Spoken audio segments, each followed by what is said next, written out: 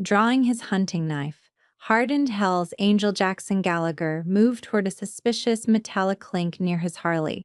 He fully expected to find a thief using the howling 2 a.m. desert wind as cover. Instead, crouched in the dirt was a grease-covered, mute 12-year-old actively repairing his severed brake line, a silent intervention that was about to save Jackson's life. The stretch of Interstate 15 between Las Vegas and San Bernardino is a desolate, unforgiving ribbon of asphalt. By the time the clock struck 1:30 a.m., Jackson Max Gallagher had been riding for 6 hours straight. The rhythmic, thunderous vibration of his heavily customized Harley-Davidson Road Glide was usually a comfort to the 42-year-old biker, a mechanical heartbeat that grounded him. But tonight, it felt like a countdown. Max was a fully patched member of the Hells Angels Motorcycle Club, riding out of a prominent Southern California chapter. He wasn't just out for a midnight cruise.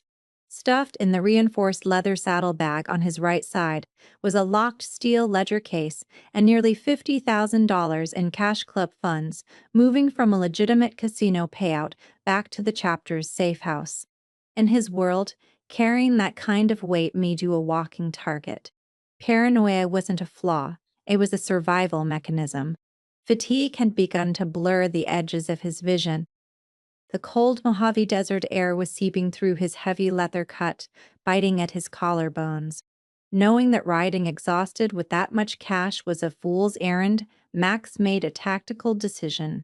He spotted the flickering neon buzz of a sign reading Sullivan's Resta, decaying diner, and adjacent motel that looked like it hadn't seen a fresh coat of paint since the 1980s. Max pulled into the cracked concrete parking lot. The place was a ghost town. A single rig was parked near the diner, the driver likely asleep in the cab. Max parked his Harley right outside the door of room 4, a habit born of necessity so he could hear anyone messing with his machine. He paid a sleepy, indifferent clerk a $20 bill, grabbed the heavy saddlebag, and locked himself inside the room. He didn't take off his boots. He placed the saddlebag under the mattress, laid his .45 caliber Colt 911 on the nightstand, and lay down on top of the scratchy bedspread.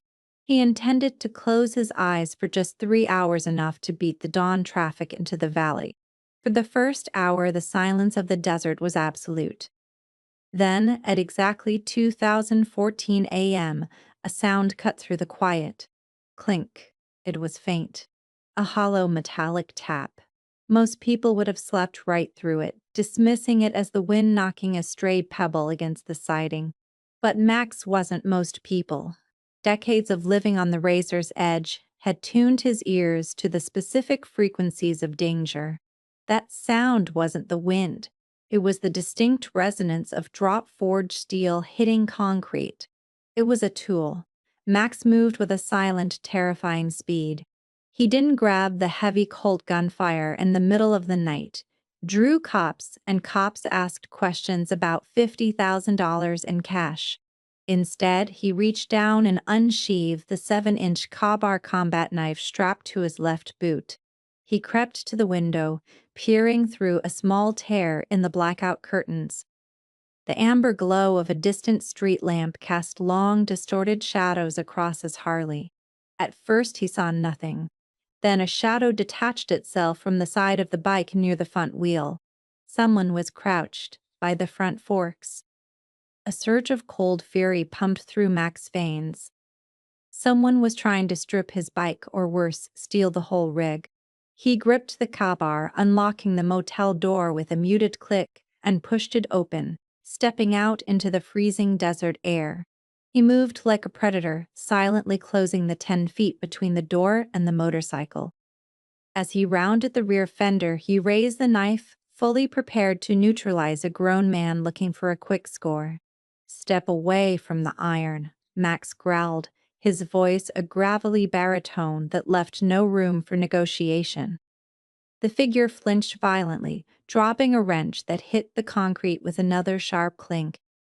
The shadow spun around, throwing its hands up in defensive terror. Max froze. His heart, previously hammering with adrenaline, skipped a beat. the knife in his hand lowered marginally. It wasn't a rival gang member. It wasn't an opportunistic meth addict. Cowering against the front tire of the massive Harley was a child, a boy, no older than 12. He was swallowed up by an oversized, filthy flannel shirt that looked like it belonged to a man twice his size. The boy was painfully thin, his cheeks hollow, his skin pale beneath streaks of black motor grease. But it was his hands that caught Mac's attention. They were stained pitch black, holding a small shop rag and dripping with a clear, slick fluid. Brake fluid. Mac's eyes darted from the boy to the motorcycle. The front brake caliper was exposed. A 10-millimeter wrench lay on the ground. Fury ignited again. "What the hell are you doing to my bike, kid?" Max barked, stepping forward, his towering frame casting a massive shadow over the boy. "You trying to strip my parts?" The boy scrambled backward, his back hitting the spokes of the front wheel. He shook his head frantically, his wide, terrified eyes locked onto the combat knife still gripped in Max's right hand. He opened his mouth, but no sound came out. Not a whimper, not a cry, not a word. "I asked you a question," Max demanded, though he cupped his voice to an intense whisper, mindful of his surroundings. He stepped closer, reaching out with his left hand to grab the boy by the collar of the oversized flannel. The boy didn't fight back. Instead, he dropped the shop rag, raised his trembling, grease-stained hands, and pointed desperately at his own throat. He opened his mouth again, making a strained, breathless clicking noise in the back of his throat. He shook his head, tears welling in the corners of his eyes, and tapped his vocal cords repeatedly. Max paused, the anger slowly draining away, replaced by a cold wave of confusion. He released his grip on the boy's shirt. You can't speak?" Max asked, his tone shifting from a threat to an inquiry. The boy nodded vigorously. He was mute. Max took a step back, letting out a long, slow breath. He sheathed the crowbar back into his boot. "All right, relax. I ain't gonna hurt you. But you better show me exactly what you were doing with that wrench or we're gonna have a serious problem." The boy, still trembling, slowly lowered his hands. He looked at Max, then turned his attention back to the Harley's front wheel. He didn't look like a thief trying to steal parts. He looked like a mechanic interrupted in the middle of a job. Max knelt beside him, his massive frame dwarfing the child. The harsh amber light from the parking lot illuminated the front brake assembly. What Max saw made his blood run cold. The braided steel brake line leading to the master cylinder hadn't been unbolted. It had been cleanly, deliberately severed. "Son of a bitch," Max whispered, his eyes widening as he examined the damage. On a heavy touring bike like a road glide, the front brakes provide over 70% of the stopping power.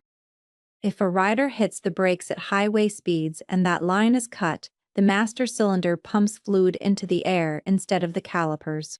The brake lever goes straight to the handlebar, and the 700-pound motorcycle becomes an unguided missile.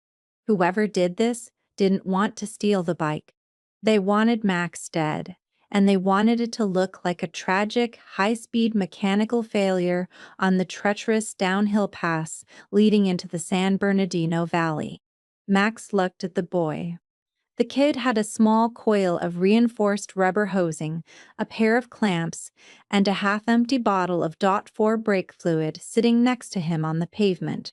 "You weren't stripping it," Max realized, his voice hollow with shock. "You were fixing it." The boy nodded again. He pointed to the cleanly sipped end of the steel-braided line, then held up a pair of heavy-duty aviation snips that lay hidden in the shadow of the tire. He shook his head and pointed out toward the dark highway, pantomiming someone walking away. "You saw who did this?" Max asked, the gravity of the situation fully settling in. The boy nodded. He reached into the oversized pocket of his flannel shirt and pulled out a small, rectangular object. He held it out on his flat, trembling palm. Max reached out and picked it up. It was heavy, solid brass plated in brushed chrome, a custom Zippo lighter, Max recognized it instantly. The bottom of his stomach fell out. Engraved on the front of the lighter was the winged death's head, the iconic logo of the Hells Angels. But it was the engraving on the back that made Max's breath catch in his throat. In intricate Gothic lettering were the initials DM, alongside the words Road Captain, Dutch Miller. Dutch wasn't a rival. Dutch wasn't a stranger. Dutch was the road captain of Max's own chapter. He was a brother Max had bled with, a man who had stood beside him in brawls and ridden thousands of miles at his flank. Dutch knew about the casino run. Dutch knew exactly how much cash was in that saddlebag. Max stared at the lighter, his mind racing through the implications. If Dutch cut the brake lines, he intended to follow Max's route, wait for the inevitable crash in the canyon, and casually ride up to discover the accident, pocketing the 50 grand before the paramedics or the cops ever arrived. It was a cold, calculated betrayal, a violation of the absolute brotherhood they swore to uphold. He dropped this? Max asked, holding the lighter up. The 12-year-old nodded. He held his hand up to his face, miming someone pulling a mask or a bandana down, then making a flicking motion with his thumb, someone lighting a cigarette, pulling down their face, covering to smoke, and dropping the lighter in the dark as they hurriedly severed the brake line. Max looked at the kid, truly seeing him for the first time. The boy's knuckles were scraped and bleeding. He had clearly rummaged through the truck stop's abandoned maintenance shed to find the mismatched hose, clamps, and fluid to patch the line. Why? Max asked, his voice barely a whisper in the wind. Why would you risk your neck to fix a stranger's bike at 2 a.m? The boy looked down his dirty hands. He reached a finger into the pool of spilled brake fluid on the concrete and began to draw. Max watched intently. The boy drew a crude circle, then added 2 smaller circles inside, and the line below. A face. A woman's face. Beside it, he drew a motorcycle. Then he drew a sharp, jagged line connecting the motorcycle to a solid block of wall or a car. Finally, he drew an X over the woman's face. The message was painfully clear. Someone you loved died in a crash, Max asked softly. The boy looked up, his eyes shimmering with unshed tears in the dim light. He nodded once, slowly. He pointed to his own chest, then to the motorcycle, and then vigorously shook his head. He wasn't going to let someone else die in a wreck if he could stop it. The trauma of his past had driven a mute, starving kid to sneak out into the freezing desert night to save the life of a heavily tattooed, intimidating outlaw. Max felt a lump form in his throat, an emotion he hadn't felt in decades piercing through his hardened exterior. This kid living on the margins of society with no voice and nothing to his name had shown more honor and courage in the last 30 minutes than Dutch Miller had shown in 10 years wearing the club's patch. "What's your name, kid?" Max asked. The boy wiped his fluid-stained finger on his pants and traced 3 letters in the dust on the saddlebag. Leo. Leo, Max said. "I owe you my life, Leo. A makeshift patch won't hold under pressure down the mountain pass, but you stopped me from pulling out of here blind. You stopped a funeral." Leo offered a shy, uneven smile, though his eyes remained guarded. He picked up his 10mm wrench, clearly intending to finish the makeshift patch so the bike could at least be rolled safely.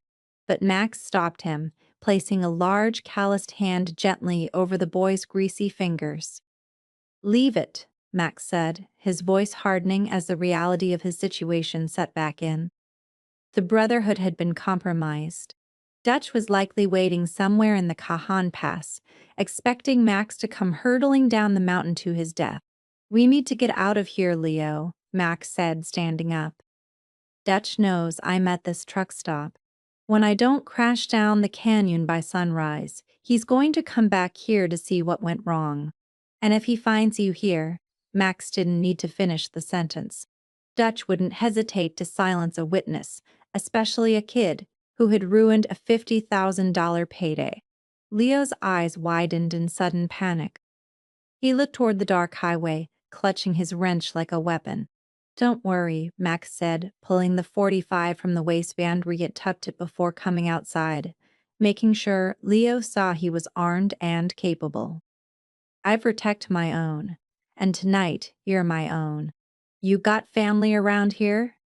Leo shook his head, pointing to the rundown motel, making a sweeping gesture to indicate he lived in the shadows of this very truck stop entirely alone. Max's jaw set. The Hells Angels operated on a strict code of loyalty. Dutch had broken it, but Max wouldn't. "All right," Max said, pulling out his cell phone. The screen cast a harsh blue light across his scarred face. "I'm calling for a flatbed from a guy I trust. We're hauling the bike out of here, and you're coming with me, Leo. I'm not leaving you here for Dutch to find." As Max dialed the number, he looked at the severed brake line, then at the mute boy shivering in the cold. The desert wind continued to howl, but for the first time in a long time, Jackson Gallagher didn't feel alone in the dark. A storm was coming to the San Bernardino chapter, a reckoning born of blood, betrayal, and a silver Zippo lighter. And the only witness to the treason was a 12-year-old boy who couldn't speak a single word. Max pulled the burner phone from his heavy leather jacket, dialing a number he only used for emergencies. The wind whipped across the cracked asphalt of Sullivan's Rest, biting at his face. Beside him, 12-year-old Leo shivered, his thin flannel offering no protection against the Mojave cold. Max stripped off his heavy denim overshirt, the one worn under his leather cut, and draped it over the boy's narrow shoulders. It hung on him like a tent, but Leo pulled it tight, his grease-stained fingers gripping the collar with silent gratitude. "Bobby," Max said into the phone, his voice a low, urgent rumble. "It's Max. I need the flatbed at Sullivan's Rest on the 15. Right now. No sirens, no headlights when you pull in. Bring the heavy ramps." A grunt of acknowledgement on the other end was all Max needed. Bobby Ironhays was an old-timer, a retired Hells Angel who ran a discreet towing operation for the club. He asked no questions and left no paper trails. 20 minutes, Max muttered, pocketing the phone. He looked down at Leo. "We wait in the room. If Dutch gets impatient and circles back before Bobby gets here, we need to be out of sight." Max retrieved the saddlebag containing the $50,000, slinging it across his chest. He kept his .45 caliber Colt 911 drawn, gripping it with a relaxed but deadly familiarity. He ushered Leo into room 4, locking the flimsy wooden door and throwing the deadbolt. The room smelled of stale tobacco and mildew, but right now it was a fortress. Max positioned himself by the window, peeling back a millimeter of the curtain. Leo sat on the edge of the mattress, his wide eyes tracking Max's every movement. The kid was terrified, but he didn't panic. He had the quiet resilience of someone who had spent his whole life surviving in the margins. 18 minutes passed in agonizing silence. Then a low, rhythmic thumping vibrated through the floorboards. Max tensed. It wasn't the heavy diesel rumble of Bobby's flatbed. It was the distinct, uneven idle of a customized B-twin engine. A motorcycle. "Get down," Max whispered sharply without looking back. He heard the rustle of denim as Leo slid off the bed and flattened himself against the worn carpet. Max peered through the crack in the curtains. A lone headlight swept across the parking lot, cutting through the darkness like a predator's eye. The bike rolled in slowly, the rider keeping the RPMs low to muffle the exhaust. It stopped about 30 yards from Max's disabled Harley. The rider kicked the stand down and killed the engine. Even in the amber gloom of the flickering street lamp, Max recognized the silhouette. The broad shoulders, the custom ape hanger handlebars, the way the man moved with a cocky, swaggering arrogance. It was Dutch Miller. Dutch hadn't waited in the pass. When Max's estimated time of arrival came and went, Dutch's greed had gotten the better of him. He had ridden back up the mountain to see if Max had crashed early, or worse, if he had discovered the sabotage. Max's grip on the Colt tightened. His thumb hovered over the safety. If Dutch walked up to that door, Max would have to shoot a brother a cardinal sin in the club, regardless of the circumstances, unless sanctioned by a vote. It would start a war within the chapter. Dutch slowly approached Max's Harley. He knelt by the front wheel, examining the severed brake line. Max watched as Dutch's posture changed. The road captain noticed the pool of brake fluid, the abandoned 10mm wrench, and the half-finished rubber patch Leo had attempted to attach. Dutch stood up abruptly, kicking the wrench across the asphalt in a sudden fit of rage. He knew his trap had failed. He knew Max was alive, and more importantly, he knew someone had tipped him off. Dutch drew a heavy, suppressed automatic pistol from his jacket. He turned his gaze toward room 4. Inside the room, Max held his breath. He aimed the Colt directly through the cheap wooden door, calculating the trajectory to Dutch's chest. "Come on, you traitor," Max thought. "Take one more step." Suddenly, the blinding high beams of a massive Ford F-350 fisted flatbed flooded the parking lot, accompanied by the screech of heavy air brakes. Bobby had arrived, violently breaking the tension. Caught in the headlights, Dutch froze. Realizing he was exposed, he shoved his pistol back into his jacket, turned on his heel, and sprinted back to his bike. He fired up the engine and tore out of the parking lot, the rear tire kicking up a cloud of dust and gravel as he vanished into the desert night. Max exhaled a breath he didn't realize he was holding. He engaged the safety on his Colt and turned to Leo. The boy was shaking violently on the floor. "It's over for tonight," Max said softly, offering a large hand to pull the boy up. "Let's get my iron on the truck. We have a club meeting to attend." The Hells Angels San Bernardino clubhouse was a fortified compound surrounded by corrugated steel fencing and topped with razor wire. By 5 a.m., the sun was just beginning to bleed over the mountains, casting a cold, gray light over the rows of parked motorcycles. Max walked into the main hall, carrying the heavy steel ledger case and the Zippo lighter. Right behind him, sticking to Max's shadow like glue, was Leo. The boy had washed the grease off his face, revealing sharp, observant features, though he still wore Max's oversized shirt. Sitting at the head of the heavy oak meeting table was Clayton Ox Ford, the chapter president. Ox was a mountain of a man, with a graying beard and cold, calculating eyes. Several other past members were scattered around the room, drinking black coffee and nursing hangovers. "Max," Ox rumbled, his voice echoing in the cavernous room. "You're late, and you brought a civilian into the sanctuary. A kid, no less." "The money is all here, Ox," Max said, slamming the steel case onto the table. "Every dime, but I didn't write it in. I had Bobby haul my bike." Ox frowned, leaning forward. "Mechanical failure? Sabotage," Max corrected, his voice slicing through the sleepy atmosphere of the room. Member sat up, suddenly alert. Max tossed the severed piece of braided steel brake line onto the oak table. "Someone cut my front line at Sullivan's Rest. Wanted me to go over the edge at Conjon Pass. Wanted to collect this case from my corpse." The room erupted into angry murmurs. Attempting to kill a patched member was a death sentence. "Who?" Ox demanded, standing up, his fists planted on the table. Max reached into his pocket and placed the heavy brass Zippo lighter next to the brake line. The engraved DM caught the morning light. "Dutch," Max said.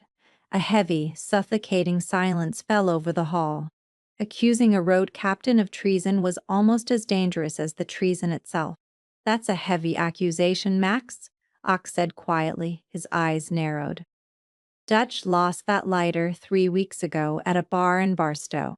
He told the whole table about it.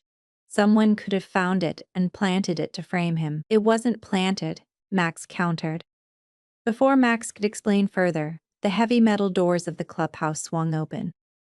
Dutch Miller strode in, his leather cut dusty from the road.